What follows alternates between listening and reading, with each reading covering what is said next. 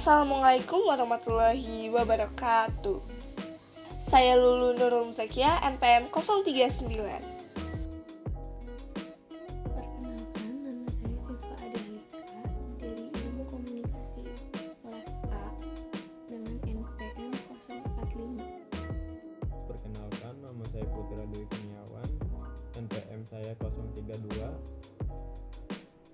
Perkenalkan, nama saya Septian Maulana Arspati dengan nomor NPM 2020-511. Halo, perkenalkan, nama saya Oktaviani Putri dengan nomor NPM 2020204. Perkenalkan, nama saya Khalif Ilhan dengan NPM 2020-50416 dari kelompok 3. Assalamualaikum warahmatullahi wabarakatuh. Perkenalkan, nama saya Muhammad Rizky Syahria dengan NPM 2020-50447. Di sini saya akan membacakan pengertian masalah sosial. A. Pengertian masalah sosial. Masalah sosial adalah perbedaan antara harapan dan kenyataan atau sebagai kesenjangan antara situasi yang ada dengan situasi yang seharusnya. Individu di dalam masyarakat memandang masalah sosial sebagai suatu kondisi yang tidak diharapkan. Masalah sosial juga berkaitan dengan gangguan moral yang terjadi dalam interaksi sosial dan nilai sosial yang diharapkan terwujud oleh suatu masyarakat. Bentuk umum dari masalah sosial yaitu disorganisasi sosial dan perilaku menyimpang.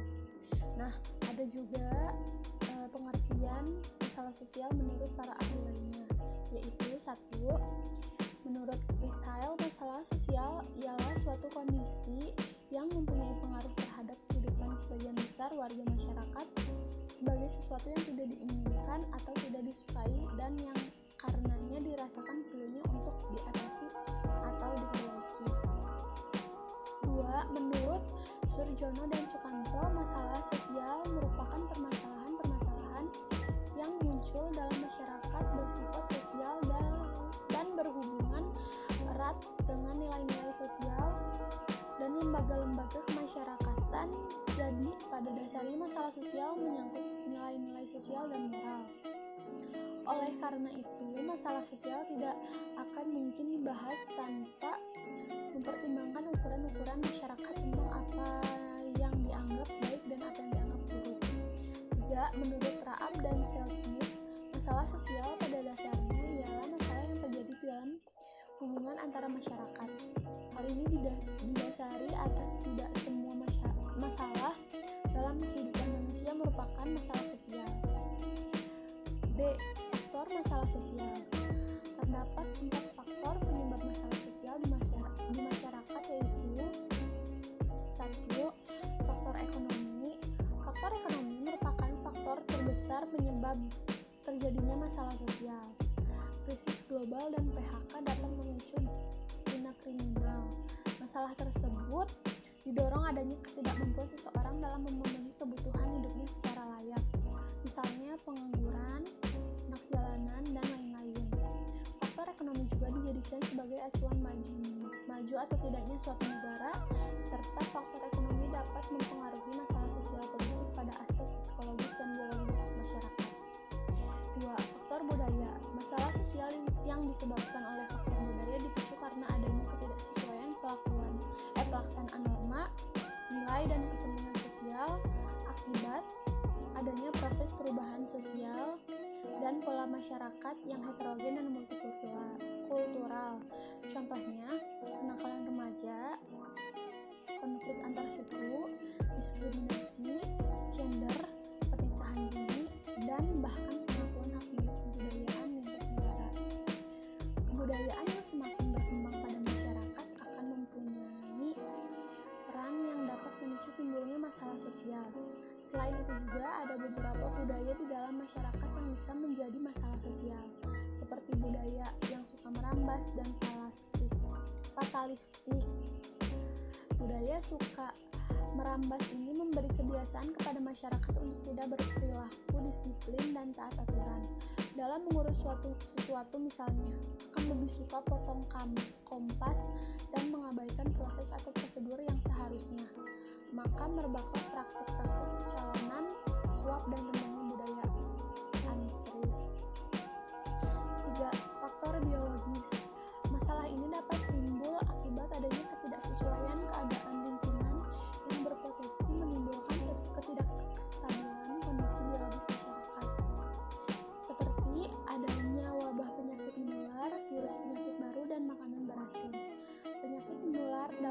menimbulkan masalah sosial jika penyakit tersebut adalah menyebar di suatu wilayah. Kurang gizi juga merupakan masalah sosial yang disebabkan oleh faktor ini. Hal ini terjadi karena kurangnya fasilitas kesehatan yang layak dan dapat juga karena kondisi ekonomi maupun pendidikan masyarakat yang tidak mencukupi. 4. Faktor psikologis. Ini muncul jika psikologi suatu masyarakat sangat lemah. Faktor psikologis juga dapat muncul jika beban hidup yang berat yang dirasakan oleh masyarakat, khususnya yang ada di daerah perkotaan, pekerjaan yang menumpuk sehingga menimbulkan luapan emosi dan stres yang nantinya dapat memicu konflik antar anggota masyarakat. Karakteristik masalah sosial. Masalah sosial memiliki beberapa karakteristik. Di antaranya, yang pertama, kondisi yang dirasakan banyak orang. Suatu masalah baru dapat dikatakan sebagai masalah sosial apabila kondisinya dirasakan oleh banyak orang. Namun, tidak ada batasan mengenai berapa jumlah orang yang harus merasakan masalah tersebut. Jika suatu masalah mendapatkan perhatian dan pembicaraan yang lebih dari satu orang, masalah tersebut adalah masalah sosial. Dan yang kedua, kondisi yang dinilai tidak menyenangkan. Menurut paham hedonisme, orang cenderung mengulang sesuatu yang menyenangkan dan menghindari sesuatu yang tidak mengenakan. Orang senantiasa menghindari masalah karena masalah selalu tidak menyenangkan. Penilaian masyarakat sangat menentukan suatu masalah dapat dikatakan sebagai masalah sosial. Yang ketiga, kondisi yang menuntut perpecahan. Suatu kondisi yang tidak menyenangkan senantiasa menuntut perpecahan. Umumnya, suatu kondisi dianggap perlu dipecahkan jika masyarakat menganggap masalah tersebut perlu dipecahkan. Pada waktu lalu, masalah kemiskinan tidak dikategorikan sebagai masalah sosial karena waktu itu masyarakat menganggap kemiskinan sebagai suatu yang alamiah dan masyarakat mampu memecahkan atau butuh rujukan. Namun sekarang, setelah masyarakat memiliki pengetahuan dan keterampilan untuk mengulangi kemiskinan ramai diperbincangkan dan diseminarkan karena dianggap sebagai masalah sosial. Dan yang terakhir, pemecahan masalah tersebut harus diselesaikan melalui aksi kolektif. Masalah sosial berbeda dengan masalah individual. Masalah individual dapat diatasi secara individual, tetapi masalah sosial hanya dapat diatasi melalui rekayasa sosial seperti aksi sosial, kebijakan sosial, dan perencanaan sosial. Karena penyebab dan akibat bersifat multidimensional dan menyangkut banyak orang. D. Upaya pengendalian masalah sosial. Ada beberapa upaya untuk mengendalikan masalah sosial yang ada di masyarakat, diantaranya adalah dengan pengendalian sosial. Pengendalian sosial adalah proses yang digunakan oleh seseorang atau kelompok untuk memengaruhi, mengajak, atau bahkan memaksa individu atau masyarakat agar berperilaku sesuai dengan norma dan nilai-nilai yang berlaku di masyarakat, sehingga tercipta ketertiban di masyarakat. Berikut adalah upaya pengendalian sosial. 1. Berdasarkan sifat. Berdasarkan sifat, pengendalian sosial dapat dibedakan menjadi 3 sebagai berikut ini. 1. Tindakan preventif. Pengendalian sosial yang bertujuan untuk melakukan tindakan pencegahan terhadap kemungkinan terjadinya pelanggaran terhadap norma-norma sosial. Contohnya, guru menasihati murid agar tidak terlambat datang ke sekolah. Kedua, tindakan represif bersifat aktif. Pengendalian sosial yang bertujuan untuk mengembalikan keserasian yang pernah terganggu karena terjadinya suatu pelanggaran dengan cara menjatuhkan sanksi sesuai dengan pelanggaran yang dilakukan. Contohnya, sanksi skor diberikan kepada siswa yang sering melanggar peraturan. 3. Tindakan kuratif. Pengendalian sosial bersifat kuratif adalah pengendalian sosial yang dilakukan pada saat terjadi penyimpangan sosial. Contohnya, seorang guru menegur dan menasihati siswanya karena ketahuan menyontek pada saat ulangan. Bertujuan untuk memberi penyadaran kepada perilaku dan memberi efek jera. Kedua, berdasarkan cara atau perlakuan pengendalian sosial.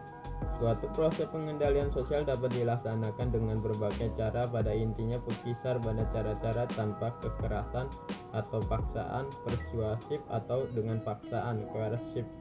Cara mana yang sebaiknya diterapkan sedikit banyak juga tergantung pada faktor terhadap siapa pengendalian sosial tadi hendak diperlakukan dan di dalam keadaan yang bagaimana. Cara pengendalian lainnya pada dasarnya dapat dibedakan pada sifat yang formal dan informal. Cara-cara seperti membujuk, merolok, mempermalukan, dan mengucilkan misalnya dapat dimasukkan dalam kategori pengendalian yang sifatnya informal. Sedangkan apabila pengendalian diatur oleh hukum tertulis atau aturan-aturan formal lainnya, maka pengendalian ini adalah bersifat formal. Perwujudan dan pengendalian sosial mungkin dapat berupa pemindahan, kompensasi, terapi, atau konsiliasi. Standar atau patokan pemindanaan adalah suatu larangan yang apabila dilanggar akan mengakibatkan penderitaan bagi pelanggarnya berupa pemberian sanksi pidana terhadap pelakunya. 3. Berdasarkan pelaku pengendalian sosial. 1. Pengendalian pribadi, yaitu pengaruh yang datang dari orang atau tokoh tertentu panutan. Pengaruh ini dapat bersifat baik ataupun buruk.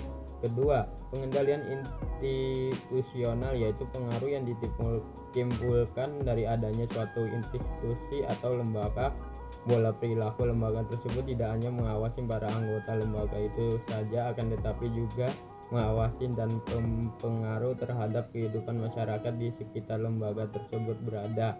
Misalnya, kehidupan para santri di pondok pesantren akan mengikuti aturan baik dalam pakaian, tutur sapa, sikap, pola pikir, dan pola tidur dan sebagainya. Dalam hal ini, pengawasan dan pengaruh dari pondok pesantren tersebut tidak hanya terbatas pada para santrinya saja, namun juga kepada masyarakat di sekitar pondok pesantren. Ketiga, pengendalian resmi, yaitu pengendalian atau pengawasan sosial yang dilakukan oleh lembaga resmi negara sesuai peraturan perundang-undangan yang berlaku dengan sanksi yang jelas dan mengikat. Pengendalian resmi dilakukan oleh para aparat negara seperti kepolisian, Satpol PP, kejaksaan, ataupun kehakiman untuk mengawasi ketaatan warga masyarakat terhadap hukum yang telah ditetapkan. Keempat, pengendalian tidak resmi, yaitu pengendalian atau pengawasan sosial yang dilakukan tanpa rumusan aturan yang jelas atau tanpa sanksi hukum yang tegas. Meskipun demikian, pengendalian tidak resmi juga memiliki efektivitas dalam mengawasi atau mengendalikan perilaku masyarakat. Hal ini dikarenakan sanksi yang diberikan kepada pelaku penyimpangan berupa sanksi moral dari masyarakat lain, misalnya dikucilkan atau bahkan diusir dari lingkungannya. Pengendalian tidak resmi dilakukan oleh tokoh masyarakat, tokoh adat, ataupun tokoh agama yang memiliki karisma dan dipandang sebagai panutan masyarakat. Selanjutnya, masalah sosial memiliki 4 dampak. Yang pertama adalah dampak masalah sosial di masyarakat. Antara lain, menyebabkan kerusakan fisik, kenyamanan menjadi terganggu, konflik sosial, dan besarnya angka kriminalitas. Yang kedua adalah dampak masalah sosial akibat bencana alam. Yang pertama ada banyaknya korban jiwa, dan yang kedua banyaknya harta benda yang menghilang. Lalu yang ketiga, dampak masalah sosial akibat korupsi. Antara lain demoralisasi, dan yang kedua solidaritas sosial semakin langka. Dan yang terakhir, dampak masalah sosial dalam pendidikan. Yang pertama ada disorganisasi keluarga, dan yang kedua adalah masalah lingkungan hidup sehat. Lalu saya akan menjelaskan tentang apa itu pembelajaran jarak jauh. Pembelajaran jarak jauh adalah sekumpulan metode pengajaran di mana aktivitas antara dosen dan murid berada di lokasi yang berbeda. Metode ini memanfaatkan teknologi informasi dan komunikasi seperti radio, televisi, satelit, dan internet. Sistem pengajaran ini merupakan suatu alternatif pemerataan kesempatan dalam bidang pendidikan. Sistem ini mengatasi beberapa masalah yang ditimbulkan akibat keterbatasan tenaga pengajar yang berkualitas. Pada sistem pendidikan ini, tenaga pengajar dan peserta didik tidak harus berada dalam lingkungan geografi yang sama. PJJ digunakan bukan hanya untuk menyampaikan materi saja dari pengajar ke peserta didik, akan tetapi peserta didik juga dituntut agar dapat mengembangkan informasi yang telah didapatkan tersebut menjadi sesuatu yang baru yang dapat dimanfaatkan oleh banyak orang. Dalam sistem PJJ, siswa dituntut untuk mandiri, untuk selalu berusaha mengembangkan informasi yang telah diberikan oleh pengajar tanpa harus tergantung pada pengajar. Karakteristik pembelajaran jarak jauh ada 6. 1. Terpisahnya pengajar dan peserta didik yang membedakan PJJ dengan pengajar tatap muka. 2. Ada pengaruh dari suatu organisasi pendidikan yang membedakannya dengan belajar sendiri di rumah, home study. 3. Penggunaan beragam media cetak, audio, video, komputer, atau multimedia untuk mempersatukan pengajar dan peserta didik dalam suatu interaksi pembelajaran. 4. Penyediaan komunikasi dua arah sehingga peserta didik dapat menarik manfaatnya dan bahkan mengambil inisiatif dialog. 5. Kemungkinan pertemuan sekali-kali untuk keperluan pembelajaran dan sosialisasi. 6. Proses pendidikan yang memiliki bentuk hampir sama dengan proses industri.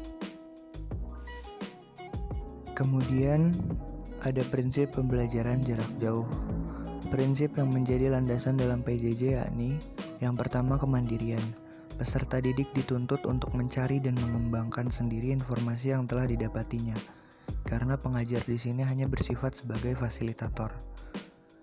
Yang kedua ada keluasan, tidak terikat pada jadwal, pembelajaran dapat dilakukan kapan saja dan di mana saja. Peserta didik juga dapat belajar sambil bekerja. Yang ketiga ada keterkinian, materi pembelajaran harus yang terbaru dan pemanfaatan teknologi yang berguna untuk mempercepat dan mempermudah dalam memperoleh informasi. Yang keempat ada kesesuaian terkait langsung dengan kebutuhan pribadi maupun tuntutan lapangan kerja atau kemajuan masyarakat. Yang kelima ada mobilitas, perpindahan antar satuan pendidikan yang setara maupun lintas jenjang berdasarkan kemampuan.